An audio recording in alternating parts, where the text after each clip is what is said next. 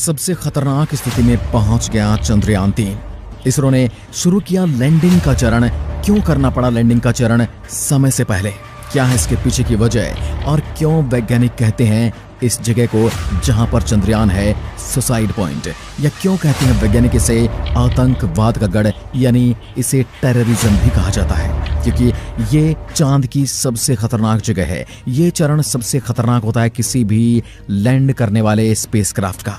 दोस्तों, इस समय चंद्रयान-3 की सबसे बड़ी खबर सामने आई है। चंद्रयान-3 पर इसरो के वैज्ञानिक लगातार अपनी नजरें टिकाए हुए हैं, क्योंकि अब इसरो अपना प्लान बी शुरू करने वाला है, जिसमें उसे सबसे कठिन पड़ाव को पार करना है। अब चंद्रयान-3 को 800 किलोमीटर की ऊंचाई से वर्टिकल लैंडिंग करवाई जाएगी। पहले वर्टिकल लैंडिंग 100 किलोमीटर की ऊंचाई से करवाई जानी थी, लेकिन अब इसरो 800 किलोमीटर की ऊंचाई से करने जा रहा है। इस बीच वैज्ञानिक कई ऑर्बिट्स स्किप करने वाले हैं, यानी चांद की तरफ जब चंद्रयान-3 घूम घूम कर आगे बढ़ रहा था, अब वो बिल्कुल सीधा चांद की ओर बढ़ेगा। आइए जानते हैं चंद्रयान की लैंडिंग के समय क्या गति रहने वाली है। साथ ही आपको बता दें कि लूना 25 अब स्पेस रेस में चंद्रयान-3 को टक्कर देने जा रहा है।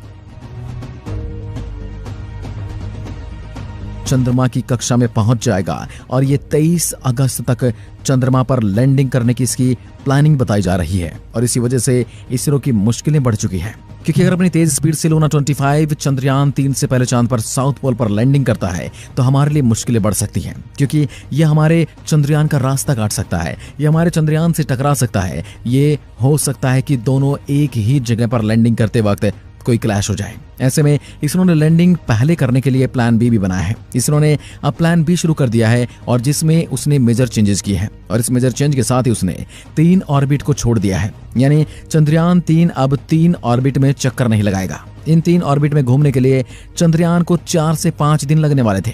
ऐसे में इसरो का अब 14 दिन का समय कम हो जाएगा। साथ ही इसरो अपने अहम पड़ाव पर पहुंच गया है। ये प्लान बी चंद्रयान-3 के लिए और ज्यादा खतरनाक रहने वाला है, क्योंकि मेन प्लान से हटकर आप जब भी कोई दूसरे प्लान को अपनाते हैं तो निश्चित रूप से प्लान ए से खतरनाक ही होता है, लेकिन इसे किसी इमरजेंसी सिचुएशन में ही किया जाता है। अपने रास्ते को बदलने की वजह से अब इसरो चंद्रयान को 800 किलोमीटर की ऊंचाई से वर्टिकल लैंडिंग करवाने वाला है। इस पर इसरो ने अपना काम शुरू कर दिया, और इसमें इसरो ने जिस टेक्नोलॉजी का प्रयोग किया उसे देखकर पूरी दुनिया हैरान रह गई है।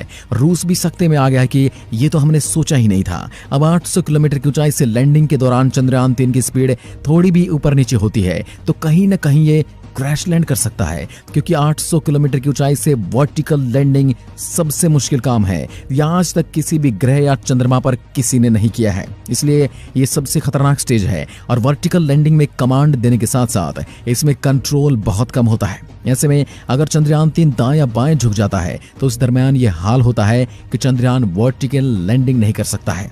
लेकिन इसरो ने इसका भी तोड़ निकाल लिया है।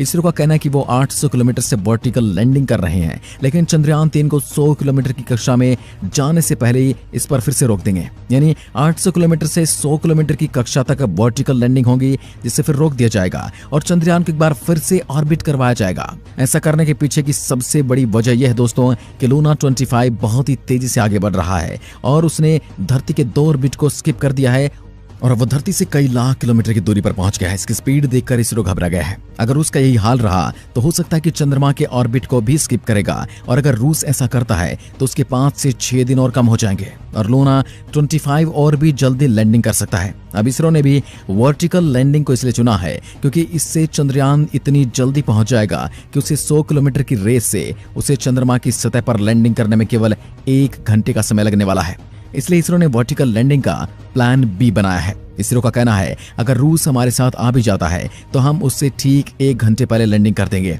अभी वो वर्टिकल लैंडिंग 100 किलोमीटर की कक्षा के नीचे नहीं ले जा रहे, क्योंकि 100 किलोमीटर की कक्षा में ऑर्बिट करते हुए 3 से 4 ऑर्बिट किए जाएंगे, और इन ऑर्बिट करने की वजह से इसरो को चंद्रमा की सतह बेहद करीब होने की कई जानकारियां मिल सकती हैं।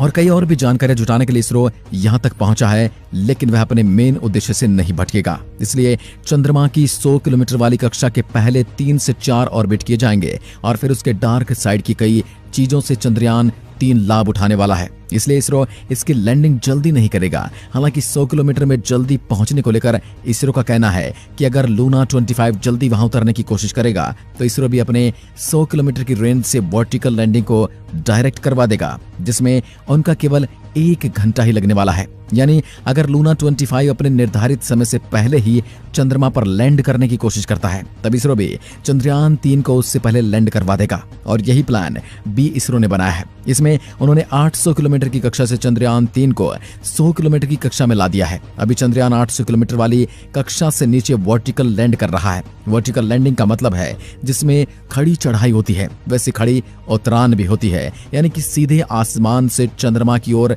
सीधा ट्रैवल कर रहा है, यानी फ्री फॉलिंग आप इसे कह सकते हैं, यानी कि बिना ऑर्बिट के सीधे जमीन पर उतर जाना। और ये इतना अहम कदम होता है, इतना खतरनाक कदम होता है कि दुनिया के कई देश 12 से 15 किलोमीटर की वर्टिकल लैंडिंग में भी सक्षम नहीं है। वहीं इसरो 800 किलोमीटर से सीधा 100 किलोमीटर की कक्षा में वर्टिकल लैंडिंग करा रहा है, यानी कि गोल गोल घूमकर जो चांद के करीब आने वाला था उसे सीधे चांद के करीब लाया जा रहा है। अगले कुछ घंटे इसरो के लिए बहुत ज्यादा टेंशन वाले होने वाले हैं। इसी टेक्नोलॉजी को लेकर इसरो ने पूरी दुनिया को अब तक कुछ नहीं बताया था। हालांकि इसरो ने इतना बता दिया था कि अगर हमारे सारे मिशन, हमारे सारे सेंसर्स फेल हो जाते हैं तो इसमें चंद्रयान का संपर्क टूट जाएगा, तभी चंद्रयान 3 चंद्रमा की सतह पर सफलतापूर्वक लैंड कर सकता है। इस बात को सुनकर दूसरे सभी देशों में खलबली मच गई थी कि आखिर इसरो ने ऐसा क्या कर रखा है जो इसरो से संपर्क टूट जाने के बाद भी चंद्रयान 3 सफल लैंडिंग करेगा, सेफ लैंडिंग करेगा और अपने काम को बखूबी अंजाम देगा।